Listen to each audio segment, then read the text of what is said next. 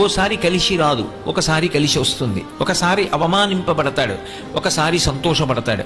కానీ ఇవేవీ కూడా లక్ష్య పెట్టడు. ఇవన్నీ భగవంతుడికి అర్పణ చేసి తనదైన మార్గంలో తాను వెళ్ళిపోతూ ఉంటాడు.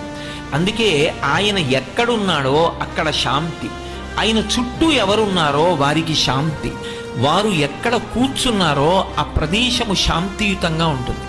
అందుకే సనాతన ధర్మంలో భక్తి యొక్క ప్రధాన ప్రయోజనముగా మీరు అడిగినా అడగకపోయినా భక్తి మార్గంలో వెడుతున్నప్పుడు వచ్చేటటువంటి మొట్టమొదటి లక్షణం ఏది అంటే ప్రశాంతత. అందుకే మీరు చూడండి, మీరు ఏది ఈశ్వర సంబంధమైన కార్యం చెయ్యండి, ఒక్క విషయాన్నే అడుగుతారు, ఓం శాంతి శాంతి శాంతి, దీని చేత శాంతి కలుగుగాక. అందుకే త్యాగరాజస్వామి కూడా శాంతము లేక సౌఖ్యము లేదు సారసదళ నయన అంటారు. అసలు ఆ శాంతమ